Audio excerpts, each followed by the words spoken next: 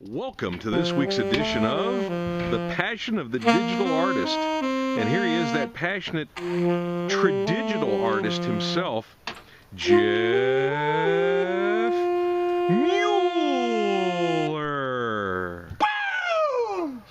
Hey Xavier, how are you? Great, Jeff. How are you doing? I am excellent. You ought to be. It looks like you made LLTAM, that is Lucien Lovelet, the art magazine. You are on pages 36 and 37. Yes, it's out. You met Giovanni Redmarks? Yeah, Giovanni. And it's very difficult. And we apologize if we're wrong on the pronunciation. Exactly. But probably right around December of last year, I talked to her. She's out of Jamaica, and her magazine, I talked with her about art and what she's trying to do with art, and she really has a down-to-earth, meaningful art magazine that she puts out, and the articles are in depth, and they're extremely real. They're edgy. The magazine is pretty much, I find, there's no what would you say, arrogance to the magazine at all. It really comes across as it's really what art is about, and it's down to earth. So talking with her, you can tell that she's a very down to earth person. She's a extremely good artist, and she also has she is driven with the direction. Living in Jamaica, there's a lot of conditions that she has to deal with as a Jamaican woman and artist that she deals with, and her opinions and her outlook on the world is extremely strong, and she's a very, very strong woman, and the magazine is well worth a check out. I will have a link to the download. Just download it, check it out. It's just for the fact that she has that available on the internet.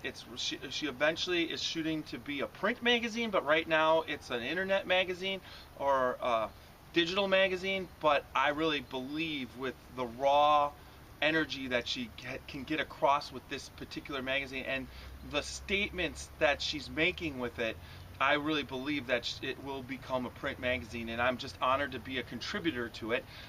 Being on pages 36 and 37, all the links to everything that I'm doing. Plus, I did a video blog. Me and you did my bio that I have, right. And that's hooked up to the magazine. So I'm one of the first people that did a video bio, so that is attached to the magazine too. So between the two things, I've gotten some nice exposure. So I'd like Fantastic. Thanks, Giovanni, or however I pronounce your name. Please send us an email with the phonetic pronunciation so we get it right, and we'll correct it next blog. But thank you very much for the opportunity you've given Jeff. And I want to say that I was in your country 30 years ago, and I found the people to just be the nicest, most genuine, friendly, non-put-on people I think I've ever run across, and I thoroughly enjoyed it. And maybe someday we'll have an opportunity to come down there and visit with you.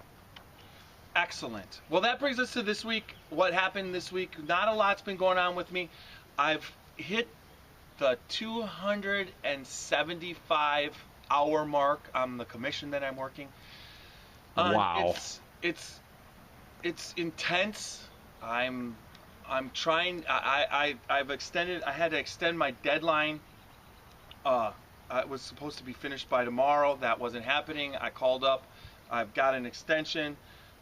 So by next week this time, I'm hoping you'll see me. But I've been working day and night and every opening that I have on this, to the point where I'm working at night and my eyes are falling, my eyeballs start burning on some nights, or I'm falling asleep and I just push through the sleep and keep going. I'm up till 1, 2, but this commission, it's definitely worth it. The grass in this is turning out phenomenal.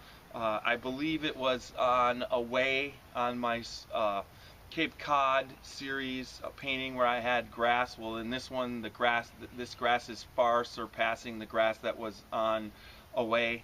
and then dealing with the jungle theme with the African animals, it's turning out to be phenomenal, better than I thought it was going to be. So that's what I'm working on this week. That brings us to next couple of weeks.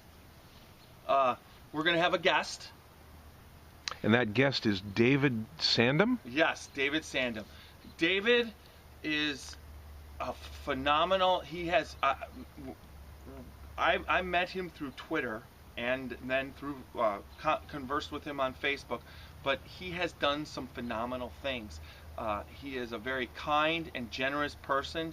He's done numerous Twitter art shows for charity. And I haven't actually participated, but I'm going to push myself this year.